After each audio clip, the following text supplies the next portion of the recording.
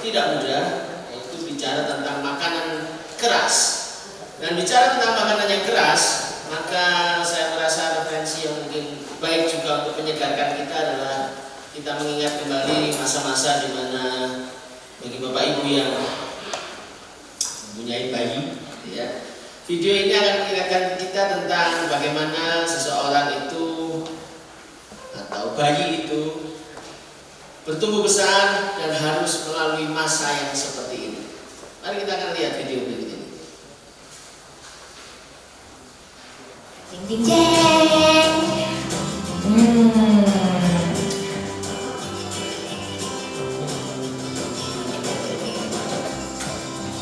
Ditolak man, ditolak. Tapi kita harus semangat man, semangat.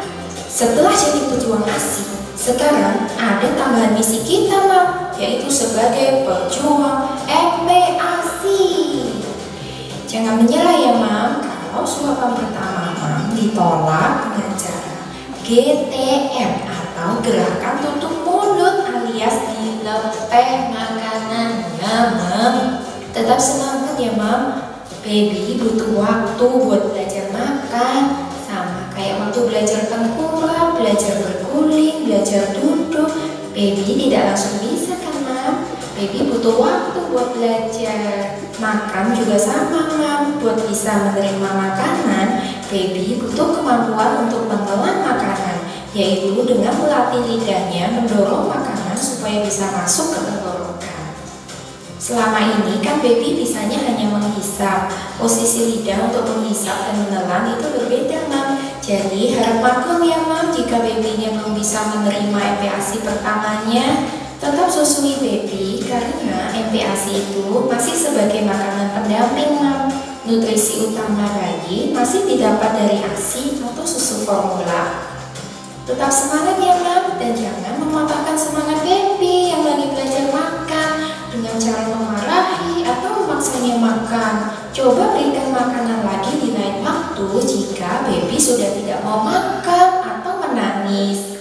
Sebenarnya penolakan bayi terhadap MPASI yang Mams berikan itu adalah sangat wajar. Menurut Lynn Cooper, nutrisionis dan penulis buku What Do I Feed My Baby? A Step-by-Step Guide to Starting Solids, ada beberapa hal yang menjadi penyebab mengapa bayi menolak makanan. Dalam buku itu dijelaskan kalau si kecil mungkin saja masih asing dengan makanan yang Mams berikan. Biasanya bayi cuma tahu makanan cair, yaitu berupa ASI atau susu formula. Jadi ketika diberi makanan dengan bau dan tekstur yang berbeda, bayi akan langsung menolak. Pas si kecil melepeh makanannya, itu artinya si kecil sedang dalam tahap belajar mengenal rasa dan tekstur makanan. Saat pertama kali mencoba MPASI, tidak ada jaminan kalau bayi Mams akan langsung menyukainya. Bahkan penelitian mengungkapkan bahwa bayi butuh 10 sampai 15 kali mencoba makanan yang sama hingga bayi bisa menyukai suatu makanan, Mams. Makanya ya Mam, bayi itu demen banget melepeh makanan.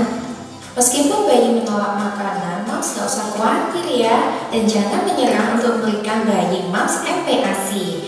Supaya si kecil mau dan tidak menolak makanan yang Mams berikan, yuk ikutin tips berikut ini Mams. Berikan secara bertahap. Sebaiknya Mams berikan makanan sesuai dengan tahapan yang direkomendasikan oleh WHO, yaitu pada tahap pertama MPASI, bayi diberikan bubur susu dengan tekstur yang sangat lembut pada usia 6-7 bulan. Kemudian pada tahap kedua, Mams bisa mengenalkannya dengan tekstur baru seperti nasi tim di usia 8-9 bulan. Kemudian di tahap ketiga, di usia 10 bulan ke atas, kita bisa memberikan makanan yang lebih kasar atau bisa juga diberikan finger foods seperti wortel, kentang, apel, dan biarkan bayi memegang makanannya sendiri. Menolak bukan berarti tidak suka. Kalau si kecil menolak makanan baru yang Mams berikan, bukan berarti dia tidak suka loh Mams. Jadi jangan langsung dicoret tuh makanan dari daftar makanan bayi ya Mams. Karena bayi memang lambat menerima rasa dan tekstur baru. Jika hari ini dia tidak mau makan bubur buatan Mams, berikan lagi esok harinya. Bisa jadi hari ini dia nggak suka, besok dia suka, Mams. Berikan pelan-pelan ya, Mams, dari jumlah yang sedikit dulu, kemudian meningkat jumlahnya. Jadi, sabar dan telaten adalah kuncinya. Terus kalau bisa usahain biar yang nyuapin si kecil itu satu orang saja. Misalnya Mams aja nih. Setidaknya lakukan itu sampai si kecil usia 1 tahun, Mams. Dengan satu orang saja yang memberikan makanan untuk bayi, Mams bisa mengenal perilaku bayi ketika disuapin, dari cara makannya, tekstur yang dia sukai, hingga rasa makanan yang dia suka.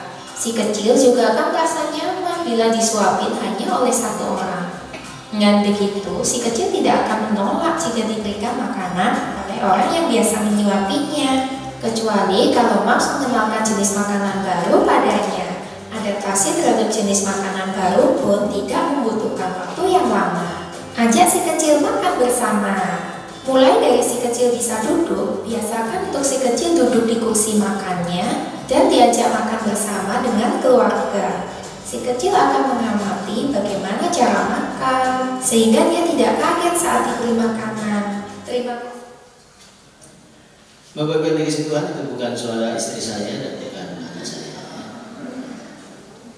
Tetapi video itu kenapa saya putarkan? Karena ada tahapan-tahapan untuk seorang bayi, gitu ya, untuk bayi bisa akhirnya makan makanan yang keras. Dan salah satu tahapan yang harus dia lalui adalah makanan pendamping ASI atau MPASI. Nah, seperti demikian kurang lebihnya bagaimana kehidupan kerohanian jemaat yang mendapat surat dari penulis kitab Ibrani, bahwa jemaat yang ada di dalam jemaat Ibrani yang menjadi Kristen pada waktu itu mengalami keputusasaan karena penganiayaan. Dan salah satu poin yang penting yang diingatkan dalam kitab Ibrani adalah bagaimana mereka meningkatkan kualitas iman percaya mereka. Karena ketidakdewasaan rohani akan membuat mereka justru tidak bisa mengerti mengapa Tuhan izinkan semuanya terjadi. Apalagi pada waktu itu kondisinya tidak main-main. Penganiayaan datang silih berganti. Nah, Alkitab memberikan contoh kepada kita tentang seorang bayi. Maka kalau bayi itu mau sehat pada awalnya, dia akan sangat bergantung dengan air susu ibu. Karena pada saat itu ia belum mampu mencerna makanan yang padat. Pada bagian-bagian tubuhnya akan menjadi masalah kalau menerima makanan yang keras. Tapi setelah 6 bulan pertama, pada masa itu maka bayi mulai dilatih untuk mulai makan makanan yang keras sampai selesai disampainya dia. Sebenarnya begitulah juga sebenarnya kualitas iman orang-orang percaya. Ketika kita pertama kali menerima Yesus sebagai Tuhan dan Juru Selamat, kasih Tuhan akan menuntun kita secara alami, membawa kita dalam pertumbuhan rohani. Kita semakin clear membedakan mana yang jahat, mana yang baik. Tapi jangan lupa, pertumbuhan kerohanian kita harus terus meningkat. Karena target yang Tuhan mau berikan dalam hidup kita bukan saja kita bisa memilah apa yang baik, tetapi apa yang berkenan kepada Allah. Dan bukan saja kita bisa mengerti apa yang berkenan kepada Allah, tetapi juga apa yang sempurna. Itu sebabnya kenapa menjadi anak-anak Tuhan, makanan keras menjadi menjadi satu-satunya menu yang penting yang harus kita ambil. Nah, makanan yang keras itu bukan bicara bukan bicara tentang masalah atau kenyataan yang tidak enak yang kita hadapi. Makanan yang keras itu sebenarnya adalah sebuah konsekuensi dari kebenaran. Kalau kita mau mengenal kebenaran dengan baik, maka otomatis makanan keras itu menjadi bagian kita. Tetapi makanan keras itu bukan tuntutan. Mari kita lihat sama-sama untuk kita lebih memahaminya dalam Roma pasal yang ke-8. Sebelum kita akan baca bersama-sama nanti teks tema kita pada hari ini. Kita buka terlebih dahulu Roma pasal yang ke-8 ayat yang ke-13 sampai 15. Saya akan bacakan buat kita semua. Roma 8 ayat 13 sampai 15. Sebab jika kamu hidup menurut daging, kamu akan mati. Tetapi jika oleh Roh kamu mematikan perbuatan-perbuatan tubuhmu, kamu akan hidup. Ayat yang ke-14. Semua orang yang dipimpin Roh Allah adalah anak Allah. Ayat 15. Sebab kamu tidak menerima roh perbudakan yang membuat kamu menjadi takut lagi, tetapi kamu telah menerima roh yang menjadikan kamu anak Allah. Oleh roh itu kita berseru, ya Aba, ya Bapa. Menjadi orang yang hidup oleh roh, hidup yang dipimpin oleh roh, membutuhkan tingkat kepekaan tertentu. Dan itu tidak bisa berhenti sampai kepada makanan-makanan yang lunak. Perlu makanan yang keras supaya kita semakin terlatih. Karena makanan yang keras salah satunya akan membuat panca indera kita ini menjadi semakin terlatih. Kenapa? Ya wajar sekali. Asupan gizinya itu cukup. Itu bagi bayi. Begitu juga bagi kerohanian kita. Oleh karena itu kita harus tahu ada perbedaan antara konsekuensi dari kebenaran dengan tuntutan kebenaran. Kita lihat ayat sebelumnya dari pasal yang ke-8 ini, di ayat yang ketiga dan keempat. Ini yang terjadi dalam kehidupan bangsa Israel. Sebab apa? Ayat 2. Ayat 3. Sebab apa yang tidak mungkin dilakukan hukum Taurat, karena tidak berdaya oleh daging, telah dilakukan oleh Allah dengan jalan mengutus anaknya sendiri dalam daging yang serupa dengan daging yang dikuasai dosa. Karena dosa ia telah menjatuhkan hukuman atas daging, atas dosa di dalam daging.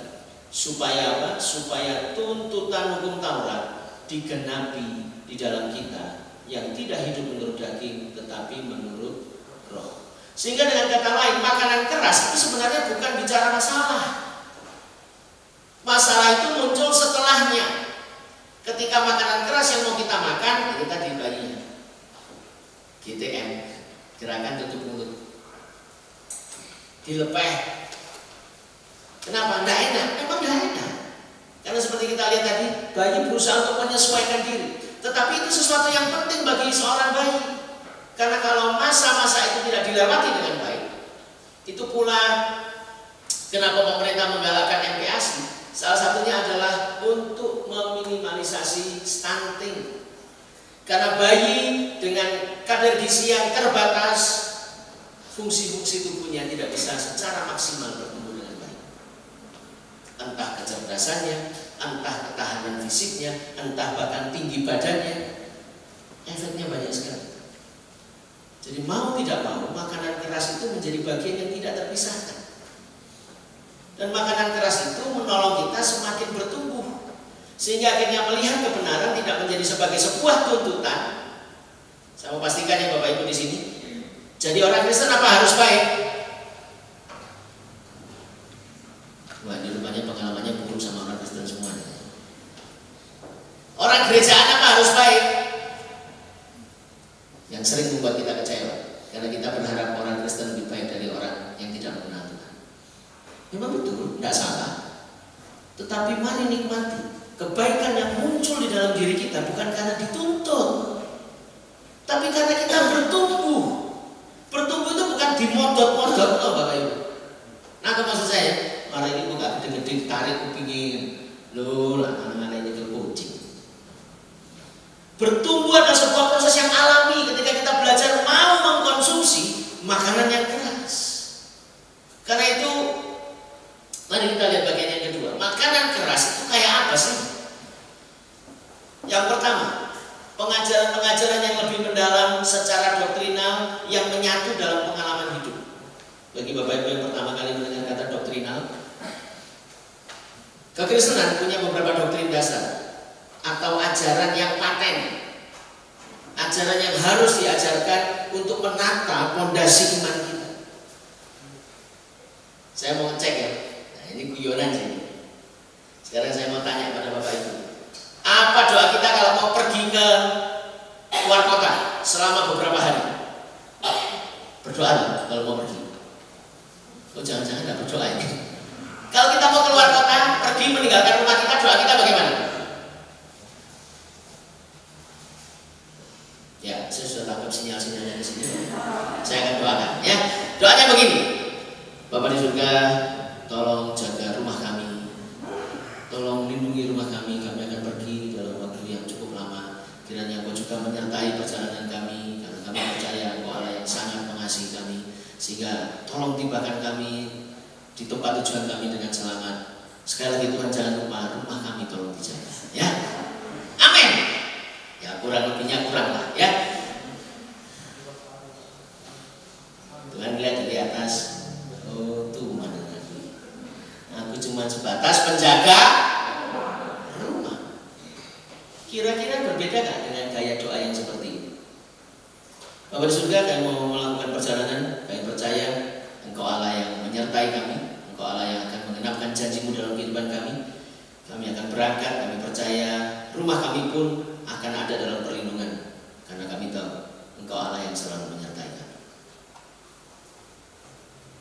Oh, doa sama. Doa yang kedua adalah doa yang sadar betul bahwa Tuhan itu Allah yang tidak pernah meninggalkan.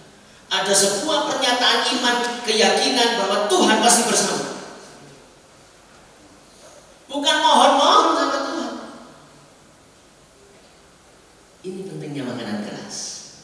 Akhirnya kita semakin mengerti, iya mosok Tuhan tak ada dino satpam. Nah, pesan sama satpamnya adalah, satpam tolong yo, aku mau tolong dino, tolong delok-delok malah. Nah, Tuhan podo karo satpam tapi ngomong sama satpamnya begitu enggak apa?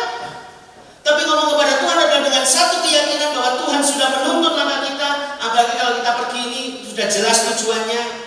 Mau liburan juga boleh, mau karena pekerjaan juga boleh, yang penting jelas tujuannya. Dan kita percaya Tuhan sedang menyertai kita. Kalimat-kalimat seperti ini adalah kalimat-kalimat yang penting untuk kita kembangkan di dalam kehidupan kekristenan kita. Sama juga seperti doa makan. Saya paling senang ngomong doa makan karena paling relate itu. Saya sudah utarakan berkali-kali ya, orang kalau doa makan itu nyalah-nyalahi laporan komandan upacara kepada pembina upacara. Lapor, upacara siap dilaksanakan. Sama, Tuhan di surga, tolong makanan kami, amin. Yang ditolong apa? Atau Tuhan tolong berkati makanan kami, amin. Ya memang ya, doa makan tidak perlu doa syafaat, setelah ada. Tetapi kita sepertinya melupakan esensi berdoa sebagai sebuah komunikasi kita dengan Tuhan. Dan Tuhan hanya sebatas sebagai yang memberi berkat titik. Itu sebabnya pentingnya pengajaran-pengajaran doktrin dasar dari kekristenan, dan kemudian kita belajar untuk mengaplikasi, melakukannya dalam hidup. Itulah makanan yang keras. Kita bersedia menerima pengajaran dari Tuhan dan kita belajar untuk melakukannya. Kita mengizinkan pernyataan dari Tuhan itu mengkoreksi hati kita dan kita belajar mengubahnya. Sehingga lama-kelamaan iman percaya kita itu semakin kokoh. Kekristenan karena keturunan, kekristenan karena kita disembuhkan, bukan salah. Tapi seringkali membuat kita tidak mengizinkan kekristenan itu betul-betul lahir, mengubah kehidupan kita. Yang kedua, bicara makanan keras itu bicara juga memang teguran atau hajar, yang bahkan mungkin menjungkir balikkan apa yang kita pahami, sehingga akhirnya kita bersedia menyerahkan prinsip hidup kita diganti dengan prinsipnya kita. Dan itu tidak mudah. Kenapa? Karena itu amat sangat berbeda dengan logika berpikir yang dunia berikan. Tapi kalau diterapkan, bahkan itu diterapkan oleh orang yang tidak kenal Tuhan sekalipun, saya berani jamin kehidupannya jadi lebih baik. Salah satu contoh, terlebih berkat memberi daripada menerima. Itu mau dimasukkan di logika itu sulit.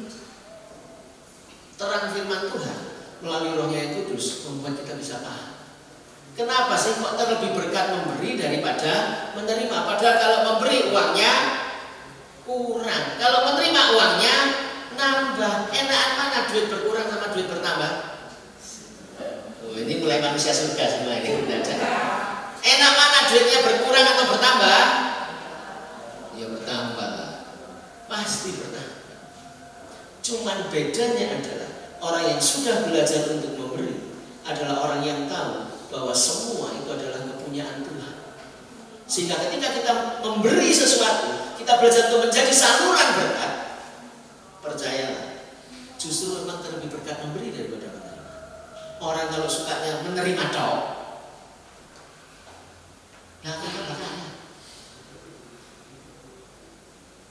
Dan rahasia itu sudah diketahui oleh saudara diri kita. Dia tuliskan dalam salah satu ketika saya baca iklan di koran gitu ya. Zaman masih koran ya. Ya sekarang masih ada tapi saya dibaca ya. Waktu saya ngelihat, ngeri. Dia buka sebuah pengajian gitu ya, dan kemudian iklannya adalah kaitannya dengan mulai memasuki bulan puasa. Marilah kita memberi, bukan saja karena kita berlimpah, tapi juga memberi dari kekurangan kita. Ini nyomot ayat dari ini mungkin. Lah, sungguh. Kenapa? Karena ketika memberi ada banyak hal yang bisa terjadi bagi orang yang tidak mengenal Tuhan. Tapi kekonsistenan untuk terus belajar memberi membutuhkan kebenaran firman Tuhan. Dan itu makanan yang cukup keras. Kenapa? Rata-rata orang lebih suka menerima.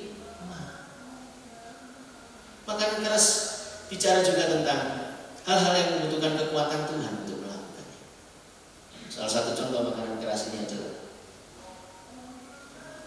membutuhkan kekuatan Tuhan. Kita melepaskan hak. Apa yang sudah jatahnya kita berikan ke orang lain. Sudah gitu orang lain yang kita berikan itu adalah orang yang menyakiti kita. Tuhan bikin cerita itu. Bikin cerita itu sudah amat sangat dramatis. Menguras air mata. Kenapa? Karena Tuhan kepingin kita mampu menyatakan kasih. Kalau sudah seperti itu saya selalu ingatkan, ada teman yang curhat, ada jemaat yang curhat, saya selalu ingatkan, elingo, salah itu dari orang Kristen, Tuhanmu mati gak berdosa, tapi dihukum.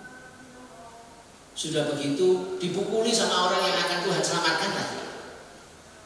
Lah nek Tuhanmu ngono lah jadinya awakmu anak Tuhan, ya mirip lah. Ada amin? Masuk. Siap. Nah Tuhannya begitu ya. Dia melepaskan haknya sebagai anak Allah menjadi manusia bahkan lebih rendah dari derajat manusia pada umumnya karena dia mengambil rupa menjadi seorang anak. Sampai di sini Bapak Ibu siap untuk makan makanan keras? Makanan keras itu bayangkan aja lah biar enak ya. Rawon, soto, terus sate kambing, tadi siang sate babi, catatan kecil di bawahnya bagi yang tidak menderita kolesterol, asam urat, darah tinggi.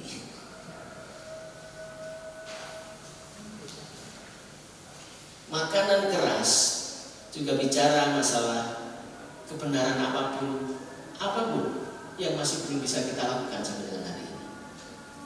Ketika kebenaran firman Tuhan itu menyentuh hati kita dengan berbagai macam posisi, dengan sukacita, dengan tersinggung, dengan marah, mari minta sama Roh Kudus supaya makanan itu begitu kita dengar, kita tidak GTM, tapi karena kita mau tumbuh semakin besar. Pertumbuhan semakin besar ini bukan bicara masalah hebat-hebatan, tapi kita mampu menjadi Kristus-Kristus kecil yang dicari oleh orang yang membutuhkan kasih yang diidamkan oleh dunia pada saat ini. Muncul orang yang bisa menyatakan kasih walaupun dirugikan. Ini bukan berarti bicara masalah ngalah dan hal bodoh yang kita lakukan. Tetap ada hikmat di dalam. Tetapi dunia membutuhkan figur orang yang betul-betul bisa mengasihi, menerima apa adanya. Dan dari pengalaman saya, untuk membuat orang mengerti kasih Tuhan dalam hidup mereka, terutama bagi mereka yang mengalami trauma yang cukup banyak. Harus ada orang yang siap untuk disakiti. Kemudian dia merasakan kasih. Sampai dengan hari ini masih percaya menjadi orang Kristen? Ini bukan masalah percaya pada percaya. Ini masalah kita semakin merasakan bahwa Tuhan sudah memilih setiap kita. Itu luar biasa. Ketidakmampuan kita diterangi oleh firman Tuhan, kita terus berjalan lagi. Makanya anak Tuhan itu tidak pernah jatuh tergeletak karena ini dikasih Tuhan. Karena kita ini selain orang pilihan itu dinyatakan dengan kasih Tuhan yang selalu tercurah bagi kita. Tapi ayo semakin dewasa, ayo semakin bisa melihat sesuatu dengan cara pandangnya Tuhan. Tanda-tanda memerlukan makanan keras ada dalam penjelasan saya tadi pagi. Kita masuk kepada apa sih enaknya kalau kita ini bisa makan makanan yang keras. Setidaknya ada 3 hal yang kita lihat. Sekaligus kita akan baca sama-sama Ibrani pasal 5 ayat 14 sebagai ayat teks kita. Ibrani pasal yang kelima ayat yang ke-14. Mari kita baca bersama-sama. 1, 2, 3. Tetapi makanan keras adalah untuk orang-orang dewasa yang karena mempunyai panca indera yang terlatih untuk membedakan yang baik daripada yang jahat. Karena itu dampak makanan keras, akibat dari makanan keras adalah jelas kita tidak jadi orang Kristen duniawi. Kenapa? Karena dengan berbagai macam latar belakang banyak orang menjadi Kristen.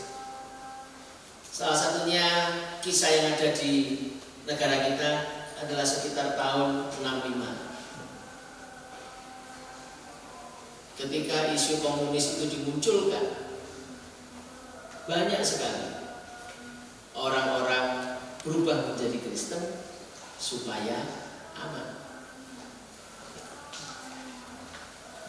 Ada juga kekristenan yang terjadi karena pernikahan atas nama cinta.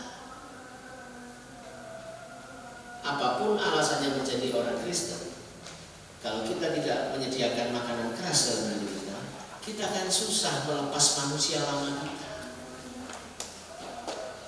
Sehingga Kristen ya Kristen, tapi kalau kita jejeran gitu ya, antara yang Kristen dan yang tidak Kristen mungkin orang tidak bisa merasakan. Dan ini challenge kita, ini tantangan sebagai anak Tuhan itu. Gimana kalau kita hadirat Tuhan bareng dengan kita kan? Orang bisa ngerasain kan? Kayak iklan rokok tuh, iklan rokok aja bisa ngomong, nggak rapi kalau nggak ada lu. Bisa nggak kehadiran kita menyatakan damai sejahtera? Ada sesuatu yang beda. Tadi pagi setelah selesai ibadah, saya merasa tertarik gitu ya, merasa kok kayaknya saya mesti ngomong pada satu anak ini. Ketika kita ngomong, dia cerita, dia mau menjadi berbeda di kantornya. Tidak hanya seperti pada umumnya seorang marketing yang kerja di sebuah bank swasta. Dia belajar, aku pengen menjadi berbeda. Ngelihat mereka semua kayak gini, ya aku anak Tuhan harus berbeda. Cuman kok kesel. Dan mulai menangis aja.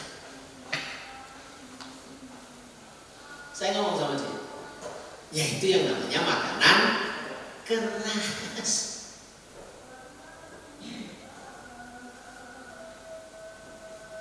Itulah yang disebut kita membutuhkan makanan keras. Karena kita mulai hidup bukan seperti orang duniawi. Hitungan-hitungannya bukan seperti hitung-hitungan duniawi. Motifnya sudah berubah, kasihnya sudah mulai muncul, kepentingan dirinya sendiri sudah mulai dikurangi. Apakah bisa itu dilakukan dalam hal berbisnis? Oh bisa. Apakah bisa itu dilakukan dalam dunia kerja? Bisa. Sudah terlalu amat sangat banyak teladan di zaman-zaman sekarang anak-anak Tuhan yang betul-betul menyatakan kasih Tuhan dalam kehidupan. Bahkan kalau saya baca kisah-kisah yang ada, William Colgate, salah satu merek pasta gigi, perpuluhannya itu bukan lagi 10%. 10% buatnya, 90% buat Tuhan. Saya bayangkan deh, ngeri banget. Bisa mengatur kehidupan sampai sedemikian, sehingga dia terus memberikan yang terbaik untuk Tuhan. Bapak Ibu yang dikasih Tuhan, orang Kristen duniawi juga bicara masalah kisah-kisah dalam proses kita. Mari kita mengingat kisah-kisah kita, pergumulan kita untuk membayar perpuluhan. Walaupun gereja ini tidak menekankan perpuluhan. Kenapa? Karena perpuluhan ini sebenarnya bukan cuma sesuatu yang wajib, tapi sesuatu yang muncul dari kasih kita kepada Tuhan. Menyadari bahwa kekayaan yang kita punya, kekayaan yang Tuhan percayakan, 10% berasal milik Tuhan, karena itu 10%-nya kita berikan kepada Tuhan. Banyak kisah bicara masalah perpuluhan. Ya apa ngomong perpuluhan, buat makan aja sulit. Itu ya perpuluhan. Tapi kalau kita belajar membalik semuanya, itu Tuhan beri, kemudian berikan kepada Tuhan dulu, sisanya kita atur. Loh, jangan salah. Peristiwa janda Sarfat masih bisa terulang sampai dengan hari ini. Yang kedua, siap menjadi pengajar kebenaran. Mari kita lihat sama-sama di ayat 13. Sebab barang siapa masih memerlukan susu, ia tidak memahami ajaran tentang kebenaran, sebab ia adalah anak kecil.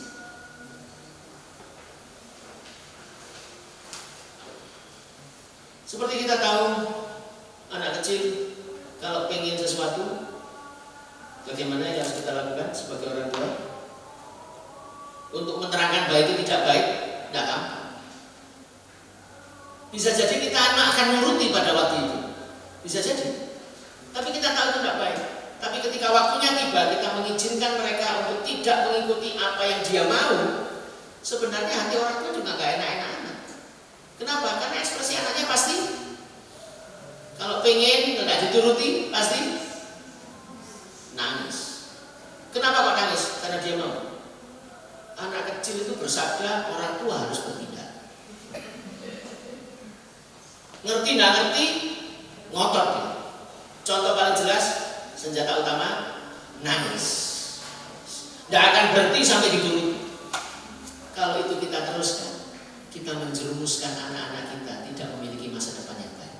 Siapa yang jamin orang tua akan dampingin terus?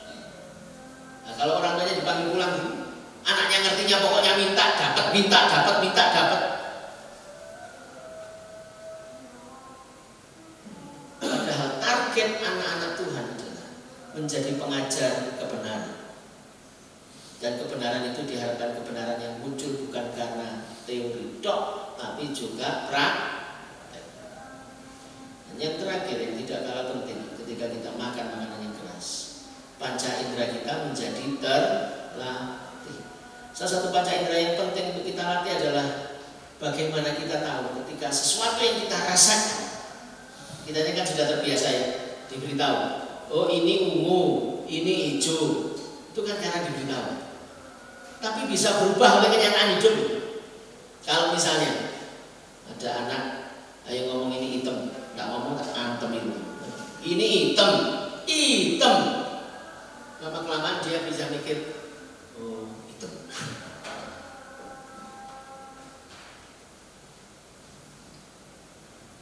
Dunia bisa mengubah seseorang. Saya ngomong sama anak yang tadi, pokoknya aku nggak mau lama-lama di sini kok. Soalnya sudah ada contoh seniorku dia cerita, wah sampai nggak bisa punya anak. Aduh cerita betul. Saya ngomong sama dia, itu kan pengalaman orang. Kita nggak tahu bagaimana dia menghadapinya bersama dengan Tuhan. Tapi tak beritahu ya, anak Tuhan itu mikir bahwa ketika dia bekerja punya atasan itu selalu baik, tungguan di surga. Selama masih ada daging, manusia itu maaf katanya jahat.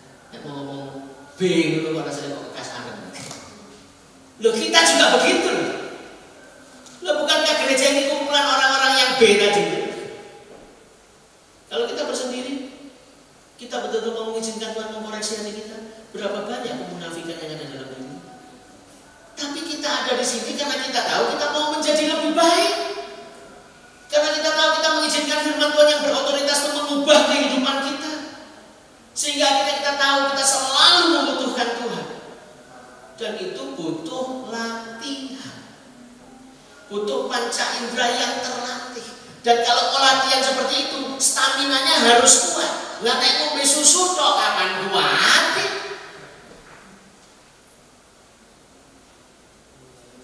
Berjalan 1 kilo habis lemes.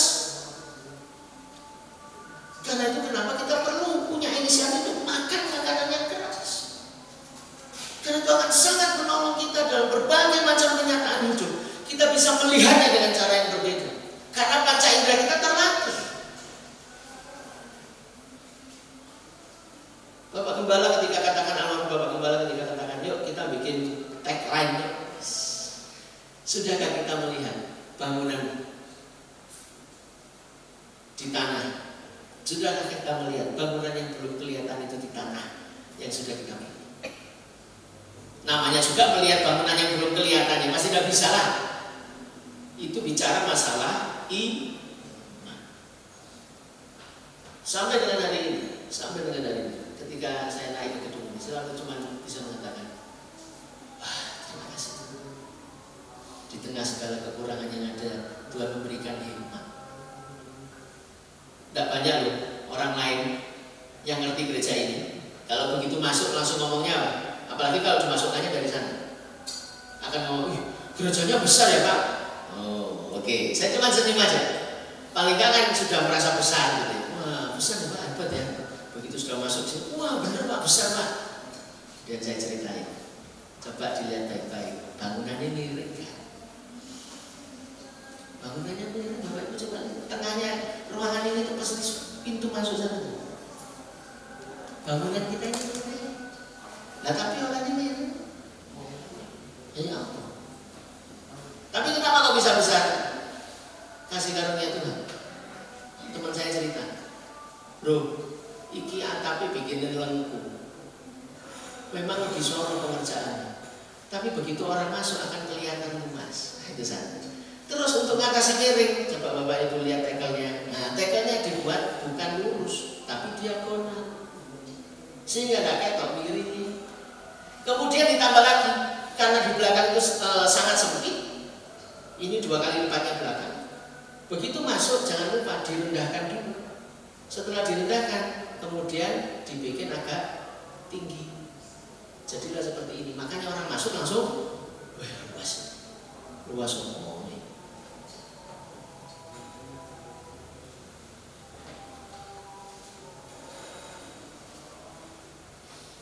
Kalau kita punya panca indera yang terlatih, kita bahkan bisa melihat kebaikan Tuhan di tengah kenyataan yang buruk yang kita ada. Itu butuh makanan. Dan yang terakhir Bapak Ibu yang dikasih Tuhan, mari. Kalau kita sudah tahu makanan keras itu pentingnya apa buat kehidupan kita, mari katakan di dalam hati kita masing-masing, aku mau makan makanan yang keras. Makan makanan yang sesuai dengan pertumbuhan usia rohaniku. Dan mari kita akan nikmati bagaimana Tuhan akan menuntun kita mengalami percepatan dalam kerohanian kita. Membuat kita menjadi orang-orang yang tangguh di kenyataan hidup. Karena itu sebenarnya ujian kita terberat menjadi anak-anak Tuhan.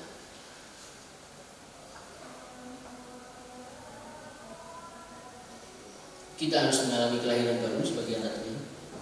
Tapi jangan lupa, kita perlu berproses menjadi orang Kristen yang dewasa secara rohani.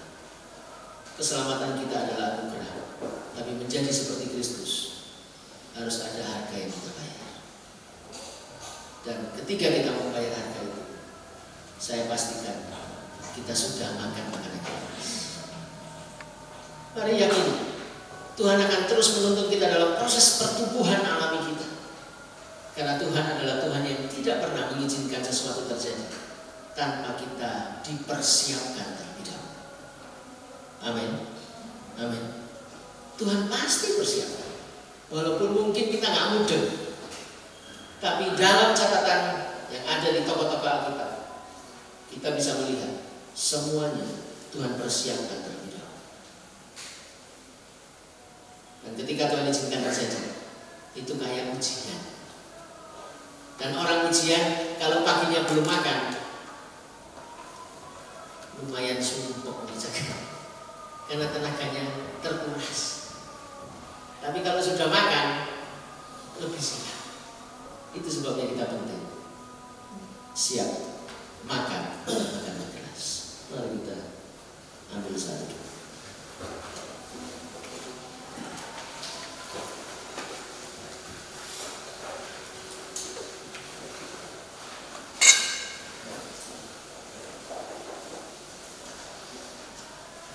Mari kita merenungkan sejauh mana kita menikmati pertumbuhan rohani. Pada malam hari ini kalau kita temukan diri kita masih sama seperti tahun yang lalu, naikkan doa kepada Tuhan. Tuhan, kami mau makan makanan yang keras, karena kami mau menikmati pertumbuhan rohani. Jangan takut untuk makan makanan yang keras, karena pertumbuhan rohani kita memang membutuhkan pemahaman yang lebih tentang kasih Tuhan dalam hidup kita.